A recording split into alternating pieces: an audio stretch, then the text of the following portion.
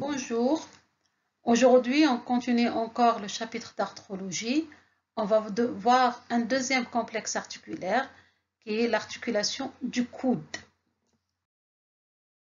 Le coude est un complexe articulaire stable, peu mobile, servant de lien entre l'épaule et la main. Il permet l'orientation du membre thoracique. Il participe à la prise et le port d'aliments à la bouche. Définition. Le coude est l'articulation intermédiaire du membre thoracique. C'est un complexe articulaire synovial qui appartient à la classe des diarthroses. Il va réunir le squelette de l'avant-bras à celui du bras. Le coude, le complexe articulaire qui va unir les épiphyses de l'humérus, l'ulna et le radius, en fait, elle est formée par trois articulations. Une articulation qui va unir l'extrémité distale de l'humérus et l'extrémité proximale de l'ulna, c'est une articulation de variété gynglime, trochléenne. Une deuxième articulation qui va unir l'extrémité distale de l'humérus avec l'extrémité proximale du radius, de variété sphéroïde. Une troisième articulation qui va unir les deux extrémités proximales de l'ulna et du radius, et cette articulation, on l'appelle l'articulation radio-ulnaire proximale. C'est une articulation de variété cylindrique ou à pivot. Les surfaces articulaires, ils sont en nombre de 4, représentées par l'épiphyse distale de l'humérus, l'épiphyse proximale du radius, l'épiphyse proximale de l'ulna et le ligament annulaire qui a un double rôle, et c'est une surface articulaire et un moyen d'union. Extrémité distale de l'humérus, appelée également palette humérale. Les surfaces articulaires sont représentées par le condyle huméral. Il est formé par deux segments, un segment médial qu'on appelle la trochlée humérale, un segment latéral, le capitulum. La trochlée humérale, c'est le segment médial articulaire avec l'incisure trochléaire de l'ulna. Elle a la forme d'une poulie formée par deux joues convexes séparées par une gorge verticale. La joue médiale, elle descend plus bas que la joue latérale. La trochlée, elle est surmontée en avant par une fossette qu'on appelle la fossette coronoïdienne et en arrière par la fossette olecrânienne. Appelé autrefois condyle, c'est le segment latéral articulaire avec l'épiphyse proximale du radius. C'est une saillie oblongue qui a la forme d'une demi-sphère arrondie, aplatie, visible seulement en avant, surmontée par une fossette qu'on appelle la fossette radiale.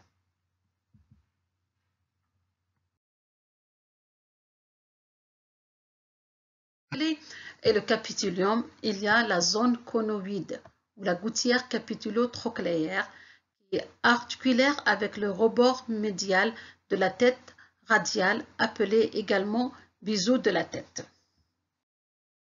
L'extrémité proximale de l'ulna.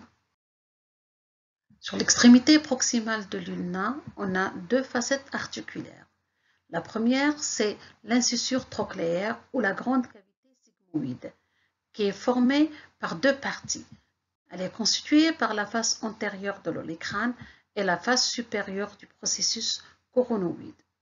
L'incisure trochléaire ou la grande cavité sigmoïde, articulaire avec la trochlée humérale. Elle est constituée par la face antérieure articulaire de l'olecrâne et la face supérieure articulaire du processus coronoïde. Elle est formée par deux joues, séparées par une crête mousse, la joue médiale étant plus large que la joue latérale. Elle est délimitée en avant par le bec coronoïdien et en arrière par le bec olecrânien.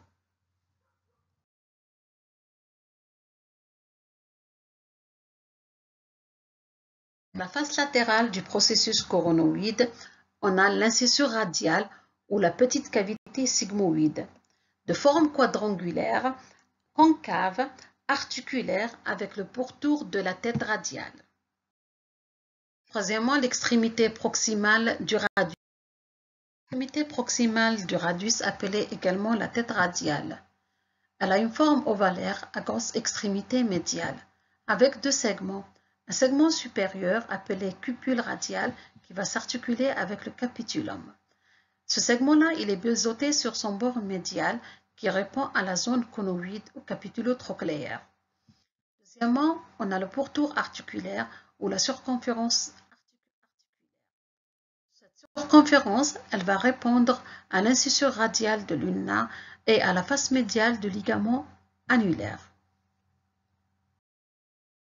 Voici le bord circonférentiel qui va s'articuler avec l'incisure radiale de l'ulna et la face médiale du ligament annulaire. Le ligament annulaire, c'est un fibrocartilage inséré aux bords latéraux de l'incisure radiale de l'ulna. Il a un double rôle. C'est une surface articulaire et un moyen d'union. Sa face médiale, elle est encroûtée de cartilage qui va s'articuler avec le pourtour de la tête radiale. Les moyens d'union. On va commencer par la capsule articulaire. La capsule, c'est un manchon fibreux unique huméro-radio-ulnaire. Elle est mince et lâche. Elle va s'attacher au pourtour des surfaces articulaires, au voisinage du cartilage. Sur l'humérus, en avant, elle passe au-dessus de la fossette coracoïdienne et radiale. Et en arrière, elle va passer au niveau de la fossette olécrânienne. Elle traverse sa partie moyenne. Sur le radius, elle s'insère sur le col. Sur l'ulna, elle suit le cartilage avec les deux becs coracoïdiens et olécrâniens. Ils sont à l'intérieur de la cavité articulaire. Ligaments passifs. Ce sont des épaississements de la capsule qui vont la renforcer. Ils sont au nombre de 6. Ligament collatéral ulnaire, appelé également collatéral médial. C'est le plus puissant. Il est tendu de l'épicondyle médial au processus coronoïde et à l'olécrâne. Il est formé par 3 faisceaux. Un faisceau antérieur, un faisceau moyen et un faisceau postérieur. Le faisceau antérieur et le faisceau moyen partent de l'épicondyle médial et se terminent sur le processus coronoïde, alors que le faisceau postérieur, son origine, c'est l'épicondyle médial et sa terminaison, c'est la face médiale de l'olécrâne. Il faut noter qu'il existe un faisceau arciforme ulno-ulnaire qu'on appelle le ligament de Cooper. Il est tendu transversalement du processus coronoïde. Il va se terminer sur la base de l'olécrâne.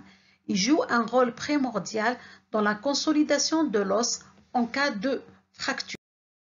Le ligament collatéral radial ou ligament collatéral latéral, également puissant. Il est tendu de l'épicondyle latéral à la face latérale de l'olécrâne et du processus coronoïde. Également, il est formé par 3 faisceaux. Un faisceau antérieur qui va de l'épicondyle latéral et se termine sur le bord antérieur de l'incisure radiale. Un faisceau moyen qui va également de l'épicondyle latéral et se termine sur le bord postérieur de l'incisure radiale. Un faisceau postérieur qui part de l'épicondyle latéral et se termine sur la face latérale de l'olécrâne. Antérieur, c'est un simple renforcement de la capsule. C'est un faisceau oblique tendu du bord supérieur de la fossette coronoïdienne au bord supérieur du processus coronoïdien. Le ligament postérieur, il est tendu du bord supérieur de la fossette olécrânienne à l'olécrâne. Il est formé par 4 faisceaux. 2 faisceaux obliques, un faisceau transversal et un faisceau vertical. Le ligament annulaire, c'est un moyen d'union et une surface articulaire, tendu d'un bord à l'autre de l'incisure radiale de l'ulna en s'enroulant autour de la tête radiale. Il est renforcé par les faisceaux antérieurs et moyens du ligament collatéral radial. Le ligament carré de Dunusé, c'est une lame fibreuse épaisse et quadrilatère qui ferme en bas l'articulation radio-ulnaire proximale, tendue transversalement du bord inférieur de l'incisure radiale au col du radius. On voit les deux ligaments, le ligament annulaire et le ligament carré de Dunusé, qui renforcent l'articulation radio-ulnaire proximale. Les ligaments actifs, ce sont les muscles qui entourent l'articulation. Donc, ils sont en nombre de 3. On a en avant le muscle brachial, le muscle biceps brachial, et en arrière, on a le muscle triceps brachial. Les moyens de glissement. La synoviale. Elle tapisse la face profonde de la capsule. Elle se réfléchit au niveau des insertions osseuses. Elle sécrète un liquide, qui est le liquide synovial, qui lubrifie les surfaces articulaires et nourrit le cartilage. Elle présente des replis ou récessus qui forment les cul-de-sac synoviaux. Anatomie fonctionnelle. L'articulation du coude est formée principalement par l'articulation huméro-ulnaire. C'est une articulation de variété gingline à un degré de liberté. Elle fait un seul type de mouvement.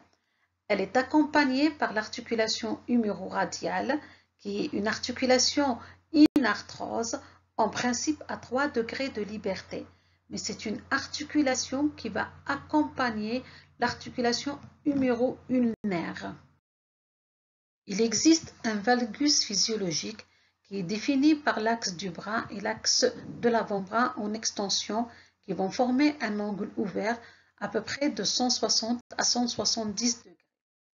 On a dit que l'articulation du coude est très stable. Elle assure un seul type de mouvement qui est le mouvement de flexion-extension.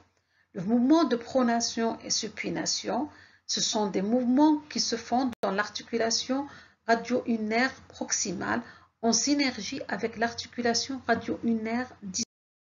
Le mouvement de flexion-extension se fait dans un plan sagittal autour d'un axe transversal. Le mouvement de pronation et supination se fait au niveau de l'articulation radio-ulnaire proximale. C'est le mouvement de rotation de l'avant-bras autour de son axe vertical. L'ulna reste fixe, c'est le radius qui bouge. Le mouvement de supination, c'est le mouvement de rotation axiale de l'avant-bras qui amène le pouce en dehors. La paume de la main regarde en haut. Le mouvement de pronation, c'est le mouvement de rotation axiale de l'avant-bras qui amène le pouce en dedans. La paume de la main regarde en bas. Anatomie clinique. Les repères osseux. 3 repères sont palpables en arrière. Latéralement, l'épicondyle latéral, médialement, l'épicondyle médial et en milieu, l'olecrane. Ces 3 repères dessinent une ligne droite en extension et un triangle en flexion.